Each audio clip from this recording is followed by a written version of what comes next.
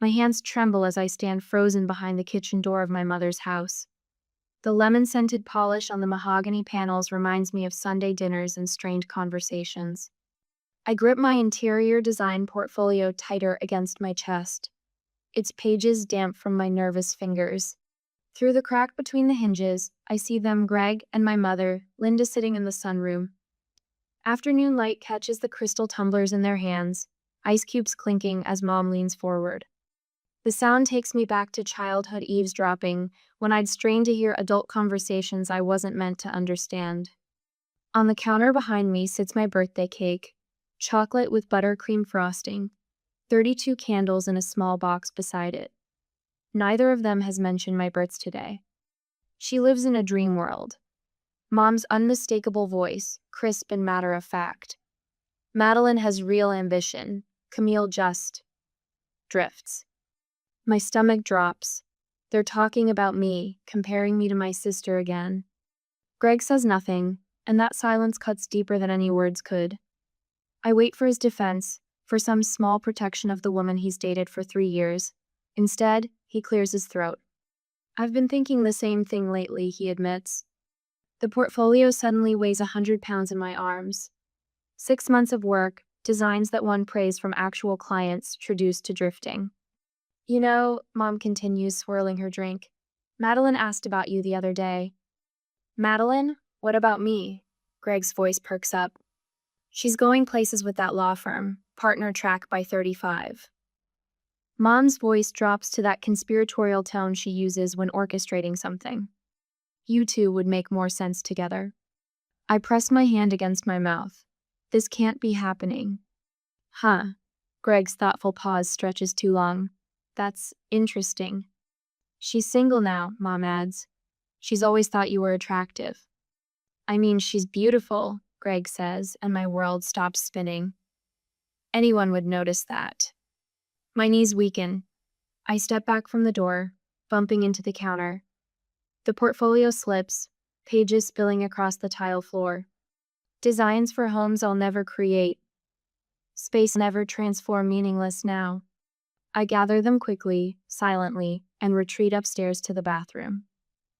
The face in the mirror looks like a stranger's pale, eyes too wide. I splash cold water on my cheeks and try to breathe.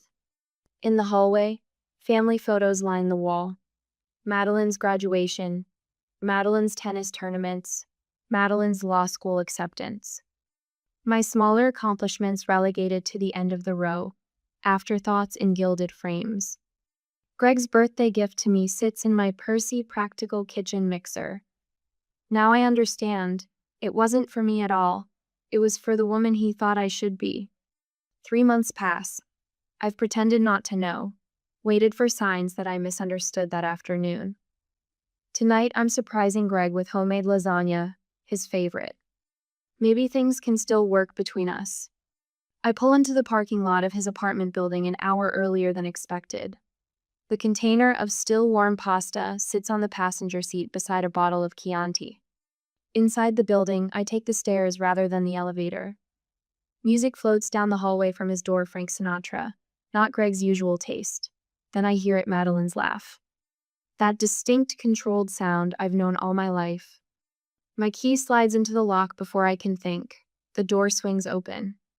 They're on the sofa, hands entwined. His thumb traces circles on her wrist, the same motion he used to comfort me during thunderstorms. Madeline sees me first. She doesn't move away from Greg. Camille. Greg jumps up, face flushing. You're early.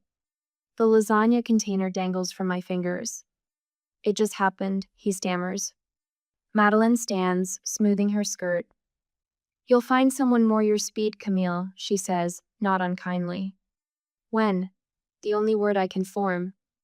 Greg glances at Madeline. After that talk with Mom, he admits. I place my key on the coffee table. It makes a small, final sound against the wood. Rain hammers against my bedroom window as I fold another sweater into the suitcase. The forecast on my phone shows storms all the way to the Texas border, but I can't wait another day. My bank statement glows on the screen. $4,800.53. Not much for starting over, but enough. Maps spread across my bed. Cincinnati to Austin circled in red. 20 hours of driving. 20 hours to leave behind a mother who orchestrated my replacement, a sister who took what wasn't hers to take, and a man who never really saw me at all. Dawn breaks as I pass the leaving Cincinnati sign, wiping tears with the back of my hand. Behind me, the city shrinks in my rearview mirror. Ahead, nothing but open road. I press the accelerator harder. The cockroach that lives in the corner of my shower skitters away as I turn on the water. We've established an unspoken agreement I pretend not to see him, and he stays away from my toothbrush. My apartment measures exactly 380 square feet. I know because I paced it off the day I signed the lease, trying to convince myself it was cozy rather than claustrophobic. The yellowed wallpaper peels near the ceiling, revealing patches of something green underneath. Previous tenants' ghosts. I sit cross-legged on my mattress, directly on the floor, until I can afford a frame and stare at my laptop. The email from Maxwell Design Associates glows on the screen. My 18th rejection in 5 weeks. We appreciate your portfolio, but are seeking candidates with more extensive commercial experience. Translation: your designs aren't worth the risk. My bank balance flashes at the bottom of my screen. $3,210.53. The digital numbers shrink every day, like a countdown clock to failure. The single window in my apartment overlooks nothing but a brick wall 6 feet away. Sometimes sunlight bounces between buildings and ricochets inside for 20 minutes around noon. I've started scheduling my lunch break around this brief illumination. My phone buzzes. Sarami, one former colleague, still speaks to me.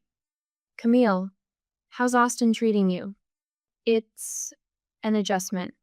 I pull open my refrigerator, half a yogurt, wilting lettuce, and a bottle of 2-buck chuck. Dinner options. Listen, I thought you should know. Sarah's voice drops. Madeline's been telling everyone you had some kind of breakdown, that you couldn't handle the pressure of real design work. The yogurt container slips from my fingers, splattering on the linoleum. She said what? She made it sound like you're unstable. Greg backed her up. I told them it was garbage, but thanks for telling me. My fingers tighten around the phone. There's more. They're official now. Facebook official, like teenagers. They moved in together last week. I hang up and check my social media accounts. My mother has blocked me on everything, every platform, like I never existed. That night I call my father, desperate for any connection to my old life. His voice warms when he recognizes mine, but then I hear Madeline's laugh in the background, the clink of silverware. Sunday dinner. My absence already filled. Dad, Can I call you back tomorrow, sweetheart? We're just in the middle of... Don't bother. I end the call. 3 days later, wearing my last clean professional outfit, I sit in the waiting area of Langston Financial Advisors. The executive assistant position I'm interviewing for has nothing to do with design, but my rent is due in 2 weeks. Beggars, choosers. The receptionist waves me into an office that looks like a hurricane hit a paper factory. Stacks of folders teeter on every surface. A whiteboard covered in financial formulas takes up one wall. Behind the disaster of a desk sits a man about 40, tie loosened, sleeves rolled up, dark hair prematurely graying at the temples. Eric Langston. He stands, clearing files from a chair. Sorry about the chaos. My last assistant quit. Something about impossible working conditions. His smile reveals a crooked front tooth. Camille Parker. I perch on the edge of the chair. I organized a 16-designer show house last year. Your office doesn't scare me. He raises an eyebrow. Designer? Interior design was my previous career, but I'm adaptable. Eric gestures at the mess. Clearly, organization isn't my strength. My brain works differently. He picks up my resume. No financial background?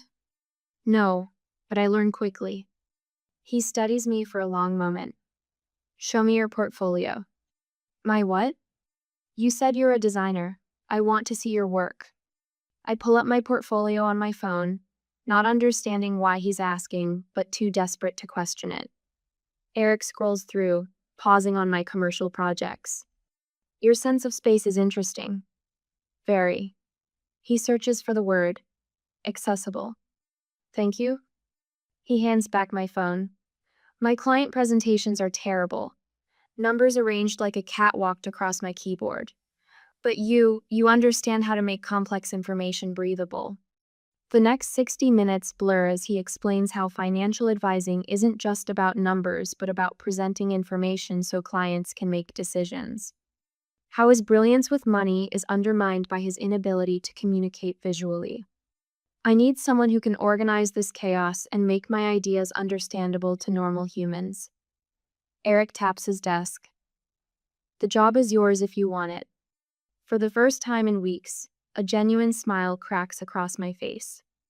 Within days, I meet Doris, the office manager who brings me homemade banana bread and keeps tissue boxes hidden in strategic desk drawers for the emotional clients. Miguel, another assistant, starts teaching me financial basics over lunch. Even Vernon, the building janitor, offers rides home on late nights when the buses stop running. I create a color-coded filing system for Eric's client portfolios, design templates for his presentations that translate numbers into visual stories. While he meets with clients, I stay late, absorbing investment concepts through osmosis and Miguel's patient explanations. One night, Eric finds me still at my desk at 9 p.m., restructuring his quarterly report. You've done more in 3 weeks than my last assistant did in 6 months, he says, leaning against my doorframe. I just applied design principles to financial data. I shrug. Visual hierarchy, negative space, intuitive flow. You think differently, that's valuable here. My first bonus check buys a used Honda with questionable brakes but functioning air conditioning. My apartment slowly transforms with salvaged furniture I refinish on weekends, paint samples I sweet talk from hardware stores. At night, I sketch business concepts in a notebook while eating takeout on my new secondhand couch, ideas forming like shadows taking shape. 3 months in, I fall asleep without crying for the first time since leaving Cincinnati. A week later, Eric drops a stack of papers on my desk and perches on the edge, his typical preamble to a complicated request. I'm starting my own firm, he says. Smaller, more focused, with clients who align with my investment philosophy. Congratulations, I reply, already calculating how long my emergency fund will last until I find another job. Want to come along? Eric asks, as casually as offering coffee. I look up, searching his face for the punchline. There isn't one. The brass key sticks in the lock. I jiggle it twice before the door to our makeshift office finally swings open. Morning light filters through dusty Venetian blinds, illuminating the rented 2-bedroom apartment that has served as Arbor Point Capital's headquarters for the past 4 months. Home sweet home, I whisper to myself. The dining room tablier mahogany piece I rescued from an estate sale in South Austin dominates what should be a living room. Coffee rings stain its surface despite the coasters I've strategically placed. 3 mismatched chairs surround it, each one with its own story. A high-backed leather executive chair for Eric, a mid-century modern piece for me, and a practical office chair with wheels for whoever visits. I run my fingers along the table's edge, remembering the Saturday I spent refinishing it. 6 coats of varnish by hand. My back had ached for days. My heels click against the hardwood as I make my way to the kitchen, now converted into our document storage. The cabinets hold file folders instead of plates. The countertop supports a printer and coffee maker essentials ranked in that exact order. Last night's takeout containers tower precariously in the trash. Chinese food cartons from our midnight strategy session. I make a mental note to empty it before the smell permeates our presentation materials. The door opens again. Eric appears, his tie already loosened though the day has barely begun. Dark circles shadow his eyes, matching mine. He holds 2 coffee cups, extending one toward me. You're early, he says, voice still rough with sleep. Couldn't sleep, kept thinking about the Dixon meeting. He nods, understanding without words. We've been preparing for weeks. Our first real investor pitch happens in 3 hours. We just need one yes, he reminds me. After yesterday's no, you mean? The rejection still stings. The venture capitalist hadn't even looked at our full presentation before dismissing us. Too risky, he'd said, glancing at his watch repeatedly. Eric sets his coffee down and loosens his tie further. Maybe I'm asking too much of you, he says quietly. This isn't what you signed up for. The words hang between us. I think about the text I received this morning, an invitation to Madeline's law firm celebration. Partner track at 34. Mother must be thrilled. I signed up for exactly this, I reply, straightening a stack of presentations. Building something that matters. My phone buzzes again. Father this time. A photo of Mom and Madeline at some charity gala. I silence the phone and slip it into my desk drawer. Later that night, after Dixon becomes our second rejection, I sit alone in my apartment. The phone feels heavy in my hand as I scroll to home and my contacts. My thumb hovers over the call button. What would I even say? The digital clock on my nightstand flips to 11:43 p.m. I set the phone down without calling. This isn't working. I push away from the dining room table at 3 a.m., a week after our second rejection. Eric looks up from his laptop, eyes red-rimmed from staring at spreadsheets. The pitch. It's all numbers and projections. It's soulless. He runs a hand through his hair. Investors want numbers. They want stories backed by numbers. I pull my chair around next to his. Look at our prospects. They all have in common. Eric glances at the list. They're all commercial real estate. Exactly. What if we specialize? Focus on green businesses, minority entrepreneurs, people who struggle to get traditional funding. His expression shifts from exhaustion to interest. That's more work, not less. But it gives us purpose, a story. It's why we do this, isn't it? Not just to make money, but to make a difference. By sunrise, we've rebuilt the entire presentation. 3 days later, Sapphire Solar becomes our first client, a small renewable energy startup, led by a former engineer with vision but no connections. You see what others miss, Eric tells me as we watch Sapphire's CEO leave our office. That's invaluable. Summer fades to fall. The takeout containers multiply as our client list grows. Late nights blur together, Eric and I hunched over strategy documents, his sleeves rolled up, my hair twisted into a messy bun secured with a pencil. My father didn't speak to me for 2 years after I left his firm, Eric says one night. It's the first personal information he's volunteered beyond professional necessity. Why did you leave? I ask, setting down the report I've been reviewing. He wanted me to be someone I'm not, Eric's voice softens. Someone acceptable. I recognize the weight of that word. Acceptable. Not exceptional or beloved, just sufficient. My mother once told me that dreams don't pay mortgages, I offer in return. He smiles, a rare full smile that transforms his serious face. Mothers can be wrong. The weeks pass, small victories accumulate. Sapphire Solar brings us a medical tech company. The medical tech company introduces us to a sustainable packaging firm. Our network expands through trust, not cold calls. We celebrate our 5th client with dinner at a real restaurant instead of takeout at the office. The candlelight softens Eric's features. Mid-sentence about growth projections, he reaches across the table and covers my hand with his. The conversation stalls. His thumb traces a small circle on my wrist. I pull my hand away, heart racing. I can't. He doesn't press. I understand, but he doesn't. How can I explain that I'm not who I was in Cincinnati? That I'm still discovering who I might become? On a Tuesday in April, exactly 1 year after I first walked into his chaotic office seeking any job that would pay rent, Eric hands me a business card. My name sits under his, with partner embossed in clean serif font. It's official, he says. Filed the paperwork last week. Our apartment office now houses 5 employees. We've taken over the unit next door, knocked out a wall.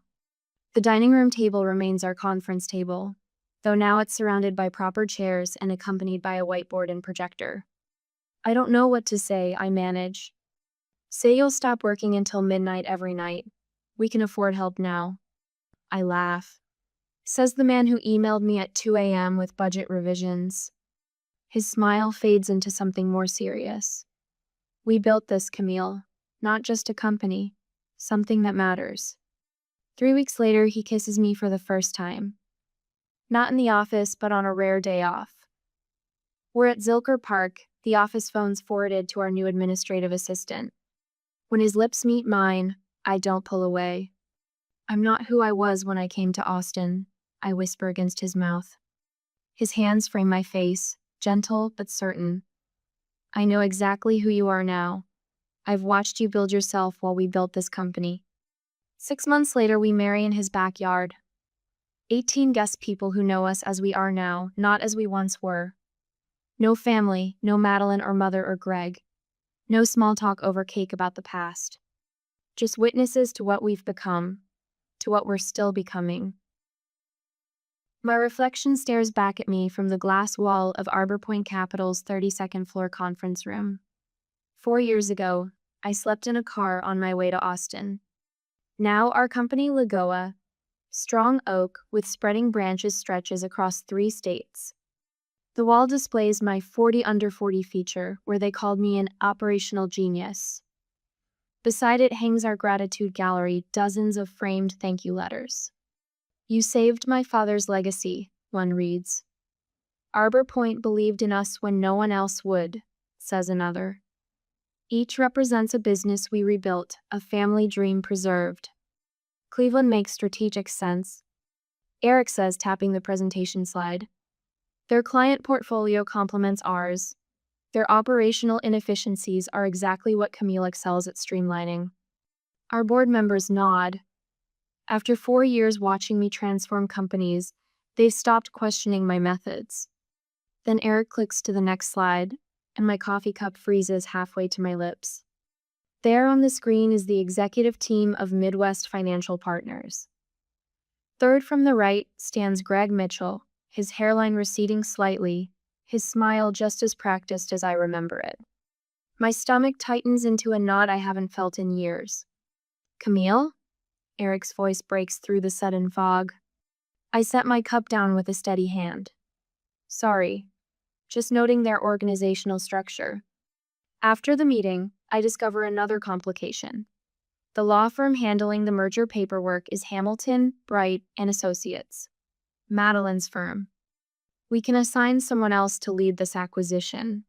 Eric offers that evening, concern etching lines around his eyes. No, I close my laptop. I'll handle it myself. That night, I examine Greg's performance evaluations from the due diligence files. Strong relationship skills, one reads, but lacks follow-through on complex projects. Another notes his tendency to align with the loudest voice in the room. His salary history shows lateral moves but no substantial advancement. The client retention statistics tell the real story. He keeps the easy accounts and loses the challenging ones. You don't have to do this, Eric says, climbing into bed beside me. I want to. We'll announce at the gala, I decide. Complete transparency, full press coverage.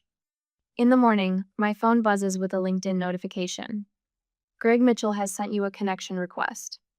His message reads, looking forward to working together. Always knew you'd be successful. I laugh without humor. By afternoon, Madeline's law firm partner calls me directly, bypassing our legal team. Madeline recommended I reach out personally, he says. I imagine her in her corner office, orchestrating this call, trying to position herself advantageously as always. All communications should go through proper channels, I reply, my voice professionally polite but firm. That evening, a friend request from Linda Parker appears on my social media, the first contact attempt in 4 years. Her profile picture shows her at a charity gala, diamond earrings catching the light. I leave it unanswered. The next day, I visit a boutique owned by a designer whose business Arbor Point helped save from bankruptcy 2 years ago. She unveils a sapphire gown that captures the exact color of our company logo. For the gala, she says, pride evident in her voice. My gift to you. We're reviewing the acquisition team staffing tomorrow, I tell her. Performance will determine everyone's future. I spend the afternoon driving through my old Cincinnati neighborhood. The maple trees my father loved are taller now, their leaves beginning to turn gold at the edges. I slow past my mother's house, but don't stop. Whatever I needed from that place, I have built for myself elsewhere. Back at the hotel, Eric speaks quietly on the phone, arranging additional security for tomorrow night. Just in case emotions run high, he says, covering the receiver. Better to be prepared. When he finishes, I practice my speech in front of the mirror. The words are strong but not vindictive, professional without being cold. This isn't about revenge, it's about closing a chapter. Are you sure you're ready to face them? Eric asks, adjusting his tie. I've been ready for 4 years. I turn from the mirror. They'll meet Camille Langston, Chief Operating Officer of Arbor Point Capital. Not Camille Parker, the girl who wasn't good enough. Eric walks over and takes my hands. Remember, you're not the girl who left. You're the woman who built an empire. I squeeze his fingers, then reach for my lipstick. Below us, limousines already line the entrance to the grand ballroom, where Arbor Point's elegant branding transforms the space. The guest list sits on the desk, 3 names highlighted. Gregory Mitchell, Madeline Parker, Linda Parker. They have no idea who's waiting for them. Eric's hand rests at the small of my back as we linger in the hotel corridor. Through the ballroom's double doors, the murmur of 200 guests ripples like water over stones. My sapphire gown catches the light, transforming ordinary movements into quiet declarations of power. Ready? Eric asks, his voice low enough that only I can hear. I take a breath that fills not just my lungs, but the spaces where doubt once lived. Fashionably late, just as planned. We step inside, and the room shifts. Conversations falter mid-sentence. Heads turn like compass needles finding north. I recognize faces from Cincinnati society pages, business journals, and childhood memories, all wearing the same expression of stunned recalibration. That's Camille Parker, someone whispers, the words traveling across the room in ripples. Through the crowd, I spot Greg by the bar. The champagne flute in his hand freezes halfway to his mouth when our eyes meet. 4 years evaporate in that moment. The boy who once told my mother I just drifted now stands slack, jawed at the sight of the woman I've become. Eric's fingers intertwine with mine, grounding me. Your ex-boyfriend looks like he's seen a ghost, he murmurs. Not a ghost, I reply, just someone he never really saw. Madeline approaches first, cutting through the crowd with the precision of a surgeon's blade. Her smile appears genuine from a distance. Up close, it doesn't reach her eyes. The tailored black dress and pearls look exactly like something our mother would choose. Camille, what a surprise, she says, her voice carrying that same controlled laugh I heard through Greg's apartment door 4 years ago. I extend my hand, professional, neither cold nor warm. Madeline, I believe you know my husband, Eric. Madeline's eyes flick to the platinum band on my left hand, then to Eric's 6'3" frame and confident stance. The mental calculations play across her face like slides on a projector. Husband? I hadn't heard, congratulations. Behind her, Greg hovers at an awkward distance, too cowardly to approach, too curious to retreat. Through my peripheral vision, I spot Mom, Linda, making her way toward us with the determined stride of a woman with a plan. Her hair is slightly grayer, but her posture remains military straight, her smile already fixed in place.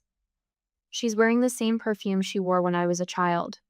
Chanel number 5. The scent of Sunday dinners and withering critiques. There's my successful daughter, Linda announces, arms outstretched as if we've maintained a close relationship through weekly phone calls rather than 4 years of silence. She attempts to embrace me. I accept a brief, formal hug that resembles a business greeting more than a mother-daughter reunion. I always knew you had potential, she continues, undeterred. When I heard about Arbor Point Capital expanding into Cincinnati, I told everyone, that's my Camille. The words land like counterfeit bills on a banker's desk, familiar in shape but worthless in substance. Linda pivots without missing a beat. Madeline's firm is so excited about this partnership. They've assigned her personally to oversee the legal transition. Actually, Madeline interjects, suddenly animated, we've prepared all the preliminary paperwork. Perhaps you could help me lead this merger, Camille. Given our history, we'd make a formidable team. Eric's hand tightens slightly around mine, not possessive but protective. He's witnessed enough of these dynamics during our late-night conversations to recognize the chess moves being made.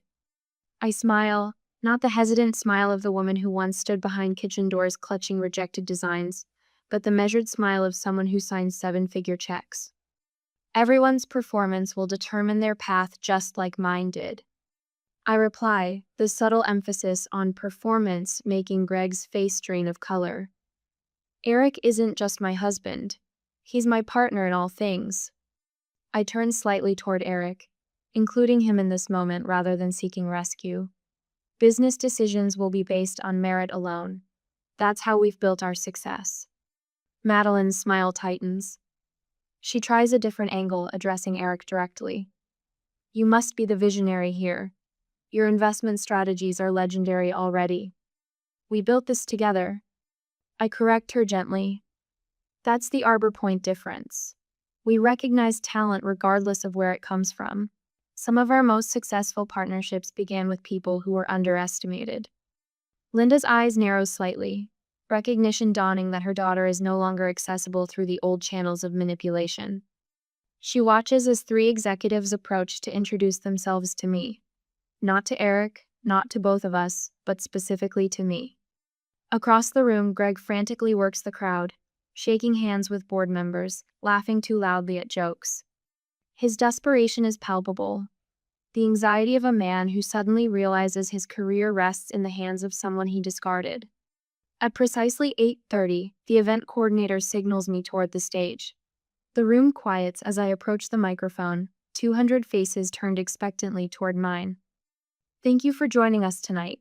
I begin, my voice steady. Arbor Point Capital was founded on a simple premise. Transformation is possible when we invest in overlooked potential. The lights illuminate faces in the crowd. Some curious, some calculating, some openly admiring. Sometimes losing everything shows you what you're truly capable of building, I continue. 4 years ago, I left Cincinnati with less than $5,000 and a car full of belongings.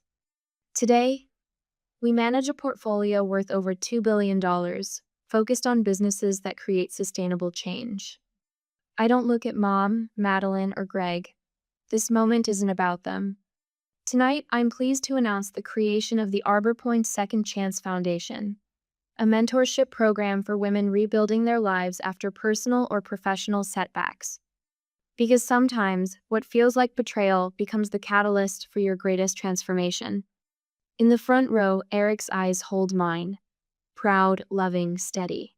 The man who saw possibility where others saw only limitations. I raise my glass to second chances and the urge to take them.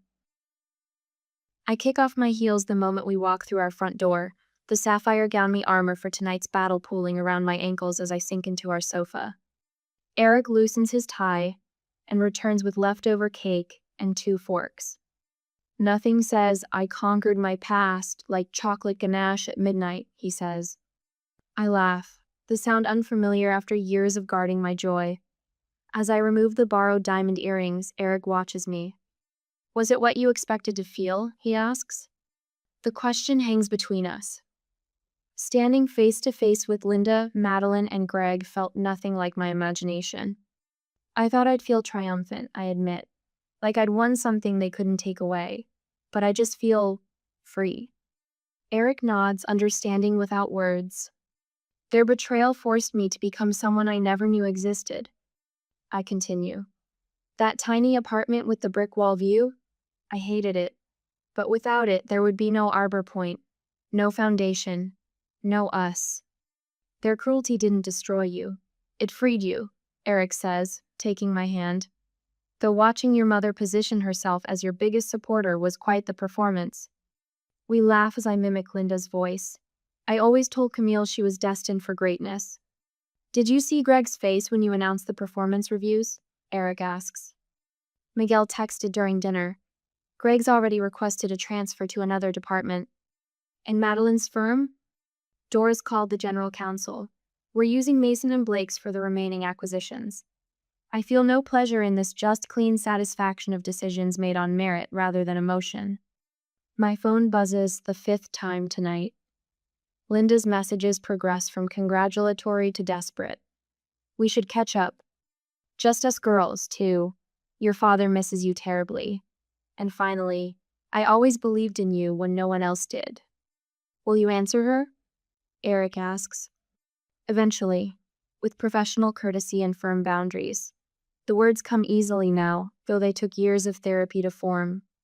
I notice an envelope with unfamiliar handwriting among the morning mail. It's from a young woman who read my 40 under 40 profile. She left everything after her fiancé and best friend betrayed her. I tell Eric, my voice catching. Reading her words, I see myself 4 years ago, the same raw pain, the same determination beneath fear. Her handwriting even slants right like mine used to. The first scholarship recipient? Eric asks. I nod. And the apartment complex I closed on yesterday, 6 units for women starting over. Unlike my first place, these have windows facing the sunrise, not brick walls. Arbor Point with purpose beyond profit, Eric murmurs, quoting our new mission statement. In my office hangs a single photograph of that first Austin apartment, not to remind me of pain, but to honor the woman who refused to break. Beside it sits my memoir draft, titled, The Whisper That Changed Everything. 3 weeks later, I stand alone outside my old family home in Cincinnati. The maple tree has grown taller, its leaves turning gold. The curtains are different cream instead of blue. New owners, new life. I expected coming back would be harder, but I feel nothing but gratitude. Every painful memory has transformed into a stepping stone that led me exactly where I needed to go. My phone buzzes with a text from Eric. The board approved our Dallas expansion. Ready when you are. I smile and walk away without looking back. Have you ever realized that what you thought was your greatest loss became your greatest blessing? Camille's journey shows how betrayal can lead to unexpected triumph. Share your own story of overcoming betrayal in the comments. What freedom did you find on the other side?